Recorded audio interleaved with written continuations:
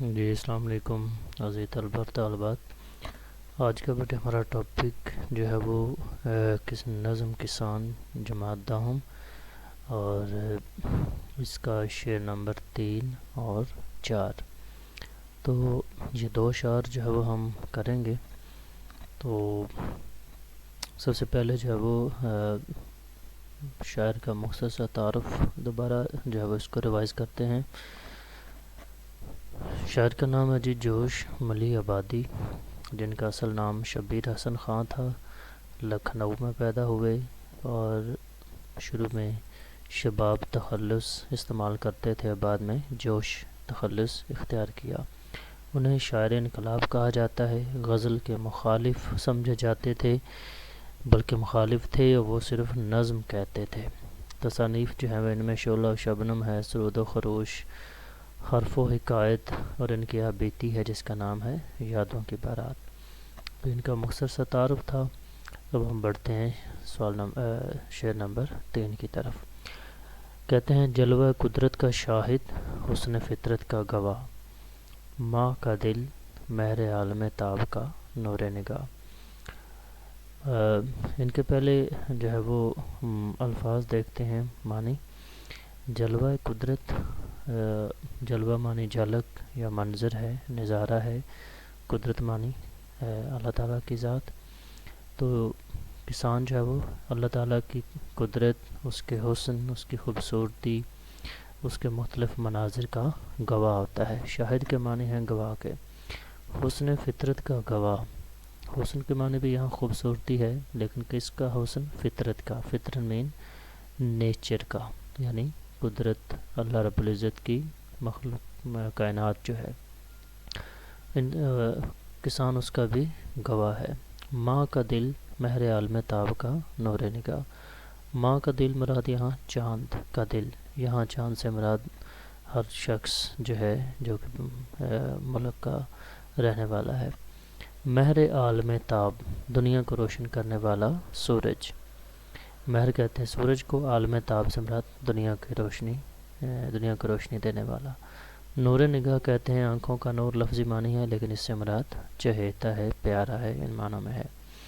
مفہوم ہے جی کہ کسان جلوہ قدرت اور قدرتی حسن کا شاہد ہونے کے ساتھ ساتھ چاند اور سورج کی آنکھ کا تارا بھی ہوتا ہے۔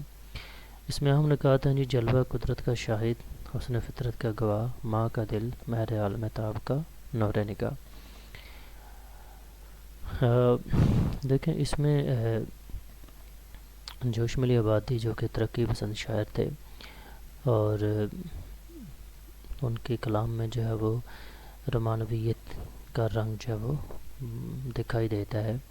اس میں انہوں نے جہاں کسان کی محنت اور مشقت کی تعریف کی ہے، یہاں انہوں نے کسان کی جو ہے وہ دلچسپی، کسان کی جو ہے وہ طبیعت، مزاج، اس کے ذوق اور شوق کا بھی ذکر کیا ہے۔ کہتے ہیں کہ ان لمحوں میں یا ان لمحات میں کہ جب کسان جو ہے وہ اپنے کھیتوں میں کام کاج کرنے میں مصروف ہوتا ہے، یا وہ اپنے کھیتوں میں جو ہے وہ چل پھر رہا ہوتا ہے، اپنے کھیتوں کی دیکھ بھال کے لیے جو ہے وہ چل رہا ہوتا ہے، یا اپنے کھیتوں میں کام کرنے میں مصروف ہوتا ہے، تو اس دوران جو ہے وہ اپنے کھیتوں کے اندر بکھرے ہوئے قدرتی حسن، قدرتی خوبصورتی یا نیچرل بیوٹی جسے آپ کہہ سکتے ہیں، کہ وہ اس کا قریب سے مشاہدہ کرتا ہے۔ تو یعنی اس لحاظ سے اگر ہم دیکھیں تو کسان سے بڑھ کر جو ہے وہ اور کون شخص ہو سکتا ہے کہ جو فطرت کے زیادہ قریب ہو۔ اس کے ہاتھ جو وہ اپنے کھیتوں کی مٹی میں رہتے ہیں، ہر وقت کام کرتا رہتا ہے، سبزے کے وہ بالکل قریب رہتا ہے، چارہ کاٹتا ہے مویشیوں کے لیے یا اپنے جانوروں کے لیے، بیج بوتا ہے۔ تو اس طرح وہ اس کا جو ایک ایک کام ہے، یہ سمجھیے کہ وہ نیچر یا فطرت کے قریب ہوتا ہے۔ اور اس طرح کیا ہے کہ کسان نے شاعر نے جب وہ کسان کو زمین پر، روئے زمین پر بکھری ہوئی جو قدرتی خوبصورتی ہے، یعنی جس میں ہرے بھرے کھیت ہیں، جس میں درختوں کی ڈالیاں ہیں جس میں ہرا بھرا سبزہ ہے، جس میں جو ہے وہ کونپلیں نکالتے ہوئے جو ہے وہ بیج ہیں، جس میں پرندے چہچہاتے ہیں، جس میں جانور جو ہے وہ چلتے پھرتے دکھائی دیتے ہیں، خوبصورت منظر ہوتا ہے۔ تو انہی مناظر کی بنا پر جو ہے وہ جوش ملی آبادی نے کسان کو فطرت کا جو ہے وہ گواہ یا شاہد قرار دیا ہے کہ کسان جو ہے وہ اپنے کھیتوں میں کام کاج کرنے کے ساتھ ساتھ نیچر کا بہت قریب سے مشاہدہ کرتا ہے، بہت قریب سے اس کو دیکھتا ہے۔ دوسرا جو ہے وہ کہ ماں کا دل مہر عالم تاب کا نور نگاہ، کہتے ہیں کہ کسان جو ہے وہ چاند کا دل ہے اور سورج کی آنکھوں کا نور ہے۔ مطلب کیا ہے کہ ایک مفہوم تو اس کا یہ بنتا ہے کہ جب کسان جو ہے وہ رات کو بھی شام کو بھی اپنے کھیتوں کی فکر میں رہتا ہے، یا اپنے کھیتوں کی فکر میں کھیتوں کے چکر لگاتا ہے، ان کی نگرانی کرتا ہے، دیکھ بھال کرتا ہے، یا ان کی فکر میں چلتا پھرتا ہوا دکھائی دیتا ہے، تو چمکتا ہوا چاند جو ہے وہ بھی اس پہ قربان جا رہا ہوتا ہے۔ تو گویا وہ کسان جو ہے وہ چاند کا بھی چہتا ہے، یعنی چاند بھی اس کی اس لگن محنت اور فکر کو دیکھ کر اس سے محبت رکھتا ہے۔ دوسری بات مہر عالم تاب کا نور نگاہ، جب جون جولائی یا گرمی کے مہینوں میں کسان سورج کی تپتی ہوئی دھوپ میں بھی، گرمی میں بھی، حبس میں بھی اپنے کھیتوں کی فکر میں رہتا ہے، ان میں کام کاج کرتا ہوا دکھائی دیتا ہے، تو سورج کی آنکھوں کا بھی وہ نور بن جاتا ہے، یعنی سورج بھی اس سے محبت رکھتا ہے۔ تو یہ ایک تخیلاتی انداز ہے جس کا جوش ملی آبادی نے ذکر کیا۔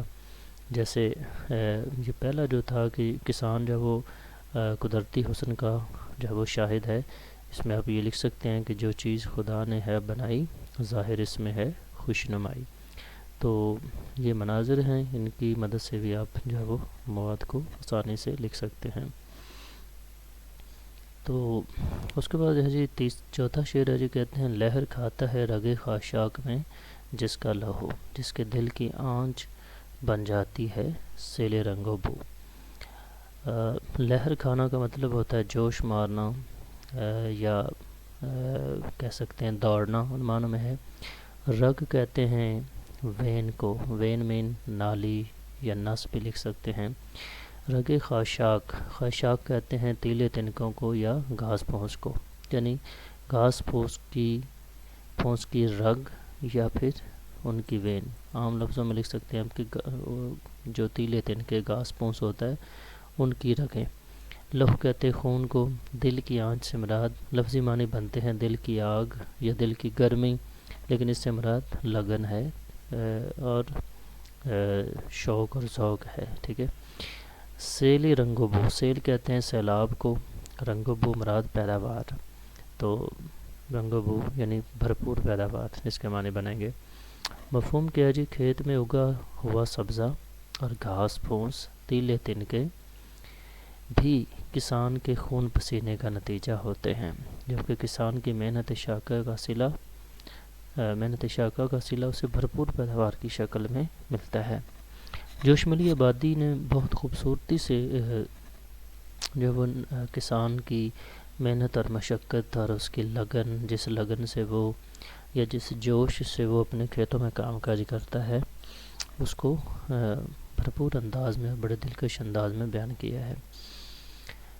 جوش ملی آبادی بنیادی طور پر ترقی پسند شاعر تھے، وہ نظم کے شاعر تھے، وہ مناظر فطرت کو بیان کرنے کا بہت جب وہ ایک مہارت رکھتے تھے۔ تو یہاں بھی انہوں نے کسان کے کام کاج کے دوران اس کی محنت اور مشقت کا اظہار کرتے ہوئے جو ہے وہ کسان کی محنت اور لگن کا جو ہے وہ بڑی خوبصورتی سے ذکر کیا ہے۔ کہتے کہ ویسے تو کسان کے کھیت جو ہیں وہی اس کی محنت کا منہ بولتا ثبوت ہوتے ہیں، کہ جو ہے وہ ہم دیکھتے ہیں کہ اس کی زمینیں جو ہیں وہ مختلف رنگوں کی فصلوں سے لدی ہوئی سجی ہوئی دکھائی دیتی ہیں۔ کہیں پر جو ہے وہ سرسوں کے پھول جو ہے وہ یہ کھلے ہوئے یوں دکھائی دیتے ہیں گویا کہ زرد رنگ کا بستر جو ہے وہ انہوں نے اوڑھ رکھا ہے یا بچھا رکھا ہے۔ دوسری طرف جو ہے وہ ہریالی یا پھر گندم کا جو کھیت ہے وہ ایک سنہری رنگ جو ہے وہ یا سنہری لباس پہنے ہوئے دکھائی دیتا ہے۔ تو گویا کسان کی کھیت جو ہیں وہ ہری بھری اور سرسبز دکھائی دیتی ہیں، لیکن کسان کہتے ہیں، شاعر کہتے ہیں کہ یہ تو ان کی جو ہے وہ محنت اور مشقت کا صلہ ہے ہی، جو کہ اس کو بھرپور پیداوار کی شکل میں ملتا ہے، لیکن وہ کہتے ہیں کہ ان فصلوں کے آس پاس، ان فصلوں کے ارد گرد، پگڈنڈیوں پہ، نالوں کے آس پاس جو ہے وہ اگے ہوئے سبزے یا تیلے تنکے، ناکارہ یا جو ہے وہ بیکار فضول جڑی بوٹیاں یا چھوٹے چھوٹے جو ہے وہ تیلے تنکے یا سبزہ جو ہے، وہ بھی کسان ہی کی محنت اور مشقت کا نتیجہ ہے۔ یعنی کہ کسان جو کہ اپنا خون پسینہ بہاتا ہے اپنے کھیتوں میں کام کاج کرتے ہوئے، تو یہ اسی کا ہی نتیجہ ہے کہ کسان کے نہ صرف کھیت کھلیان جو ہے وہ ہرے بھرے سرسبز اور فصلوں سے بھرپور دکھائی دیتے ہیں، بلکہ ان کھیتوں میں جو ہے وہ اگا ہوا سبزہ تیلے تنکے جو کہ اس کے کھیتوں کی خوبصورتی کو بڑھا رہے ہوتے ہیں، دوبالا کر دیتے ہیں، وہ بھی کسان ہی کی محنت اور مشقت کا نتیجہ ہوتے ہیں۔ جس کے دل کی آنچ بن جاتی ہے سیل رنگ و بو، یہ کسان ہی ہے کہ جو جس قدر دل لگی سے، لگن سے، محنت سے جو ہے وہ کام کرتا ہے، محنت کرتا ہے، تو اس کا صلہ جو ہے وہ اس کو پیداوار کے ایک سیلاب کی صورت میں ملتا ہے۔ یعنی جب فصلیں پک جاتی ہیں، وہ کاشت کرتا ہے، تو پھر اس کو صلہ ملتا ہے، یوں لگتا ہے کہ گویا ایک سیلاب آیا ہوا ہے پیداوار کا، اور یہ جو پیداوار کا سیلاب ہے، یہ بھرپور پیداوار ہے، یہ کسان کی محنت اور اس کی مشقت کا نتیجہ ہے۔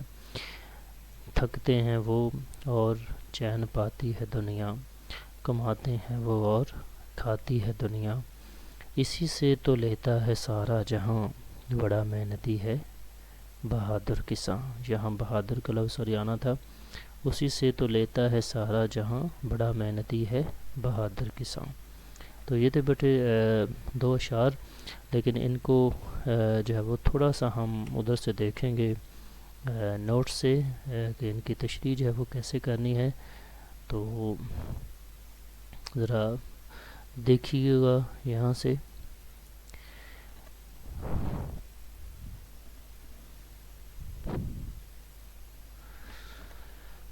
تو یہ چونکہ جو ہے وہ تیسرا اور چوتھا شعر ہے، تو یہاں سے اس کو ہم جسٹ پڑھیں گے تاکہ آپ کو ایک پیٹرن جو ہے وہ آپ کے سامنے ہو کہ کس طرح اس کو لکھنا ہے۔ کہ یہ تیسرا شعر تھا، جلوہ قدرت کا شاہد حسن فطرت کا گواہ۔ اس کا مفہوم ہے کہ کسان جلوہ قدرت اور قدرتی حسن کا شاہد ہونے کے ساتھ ساتھ چاند اور سورج کی آنکھ کا تارا بھی ہوتا ہے۔ آپ تشریح اس طرح سے شروع کریں گے کہ یہ خوبصورت اور دلکش شعر جوش ملی آبادی کی لکھی ہوئی نظم سے لیا گیا ہے۔ جوش ملی آبادی ایک انقلابی شاعر تھے، وہ غزل کے مخالف شاعر سمجھے جاتے ہیں، وہ صرف نظم کے شاعر تھے۔ ترقی پسند تحریک سے وابستہ ہونے کی وجہ سے ان کی شاعری میں عام آدمی محنت کش کے حالات واضح دکھائی دیتے ہیں۔ پوری نظم کسان کی محنت اور مشقت کی عکاس ہے، جس میں جوش ملی آبادی ملکی معیشت میں کسان کے کردار کو بنیادی اہمیت دیتے ہوئے اسے کسی ملک کی معیشت کی ریڑھ کی ہڈی قرار دیتے ہیں۔ شاعر کسان کی اس محنت اور مشقت پر اسے خراج تحسین پیش کر رہے ہیں۔ شاعر نے اس شعر میں کسان کو جلوہ قدرت کا شاہد حسن فطرت کا گواہ کہا ہے، کیونکہ کسان جب اپنے کھیتوں میں کام کاج کرنے میں مصروف ہوتا ہے تو وہ اس کے ساتھ ساتھ تمام چیزوں کو بھی دیکھتا ہے اور ان سے لطف اندوز ہوتا ہے جو اللہ تعالیٰ نے اس دنیا میں اپنی قدرت کے اظہار کے لیے تخلیق کی ہیں، جیسے سبزہ، ہریالی، پھل پھول وغیرہ۔ اس طرح کائنات میں موجود قدرتی حسن کو قریب سے دیکھ کر اس سے لطف اٹھاتا ہے۔ اللہ تعالیٰ نے اپنی ذات کے اظہار کے بے شمار چیزیں پیدا کی ہیں جو اس کائنات کے حسن اور جاذبیت کو بڑھا دیتی ہیں۔ کسان کی اس دلکشی سے بھرپور محسوس ہوتا ہے۔ تو یہ بیٹے جو ہے وہ اس کی تشریح ہے، اس کو بھی آپ یہاں سے بھی پڑھ سکتے ہیں، جو میں نے وہاں وضاحت کی تو یہاں سے آپ اس کو دیکھ بھی سکتے ہیں، اس کو پڑھ سکتے ہیں۔ سیم آگے دوسرا شعر ہے، یعنی چوتھا جو ہے جو اس لیکچر میں شامل ہے، تو اس کو بھی آپ یہاں سے ریڈ کر سکتے ہیں۔ تو یہ یہاں تک ہے، تو یہ حوالہ جات ہیں 3-4، یہ بھی آپ اس میں لکھ سکتے ہیں۔ تو آج کے لیے اتنا ہی تھا، چینل کو سبسکرائب کرنا جو مت بھولیے گا۔ انشاءاللہ اگلے لیکچر میں پھر ملاقات ہوگی۔